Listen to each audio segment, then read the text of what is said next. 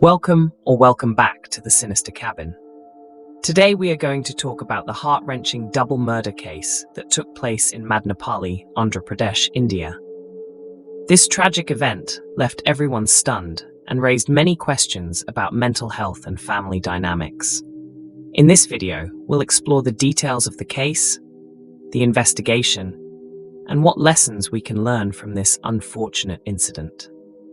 The Naidu family consisted of their dad, Purushottam Naidu, mom, Padmaja, and their two daughters, Alekhya, who was 27 years old, and Sai Divya, who was 22 years old. The parents were highly accomplished academically. Purushottam Naidu, who has a doctorate in science, was a chemistry professor, and his wife Padmaja, who is a postgraduate and a gold medalist, was a correspondent and principal of a corporate school in Chittor. She was also a coach for IIT aspirants for 20 years.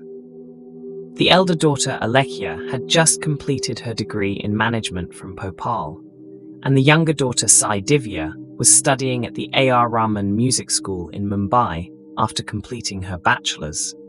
According to neighbors and colleagues, the Naidu family were deeply spiritual and superstitious.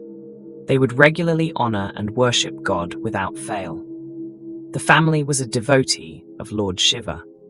A book of the spiritual guru Meher Baba, religious artifacts, and photographs of Hindu gods and goddesses, Shirdi Sai Baba, Meher Baba, and Osho, were found across the house. The last few posts by Alekhya on social media confirmed her spiritual inclination.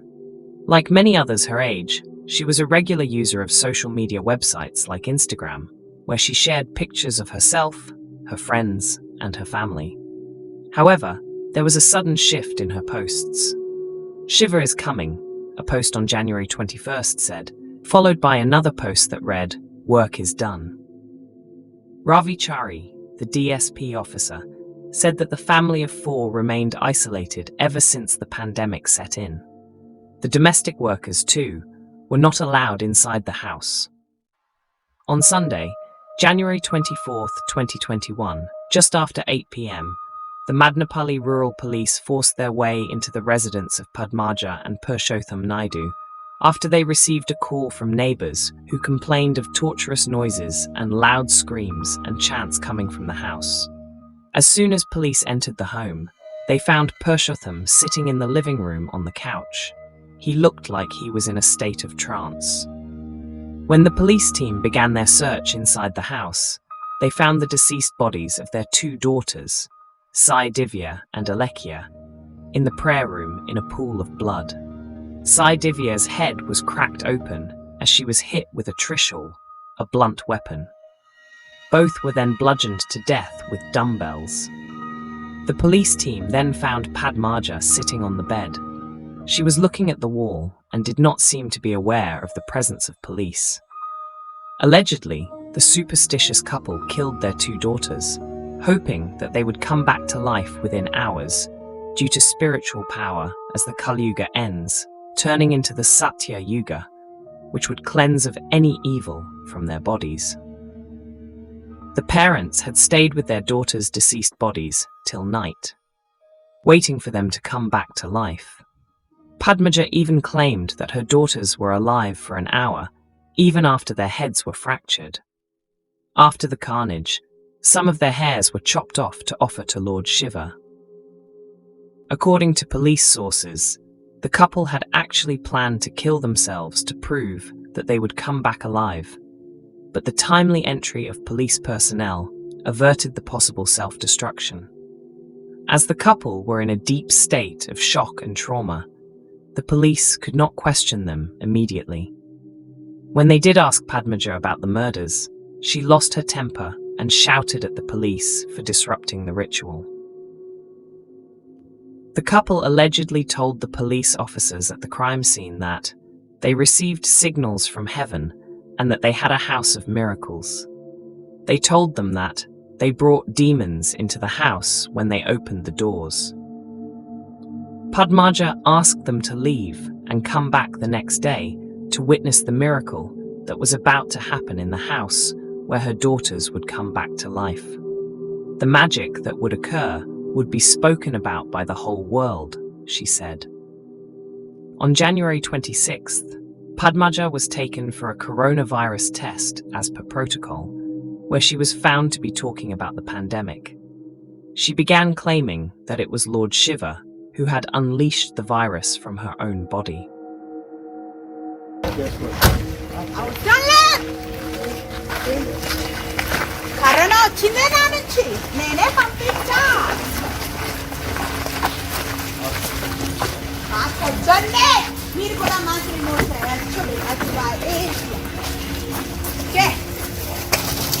Shiva body particle నుంచే corona వచ్చింది. ఈ కలి సంహార చేసేటప్పుడు మిగిలిన చెత్త ఉంది కదా, ఆ దులపడానికే నేను కరోనా వైరస్ ని నా బాడీ పార్టికల్ నుంచే పంపించాను. చైనా నుంచి రాలేదు. I'm having halahal in my throat.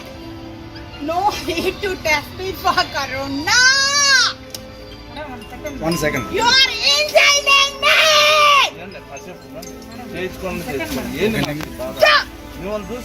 No. Even if you don't agree that I am not Shiva, it is okay. I am not going to die in corona. 1 second. Don't tell me whatever I am going to tell you. Listen. I am not going to give you the samples of corona test because Shiva, he is not having intention at all. Now, who are you to tell me? I am Shiva. From my body particle only corona take, and it will come to an end in the month of March without using vaccines. No need of using vaccines. Okay. And all the pharmaceutical drug companies, they are going to shut down. Yes, sir.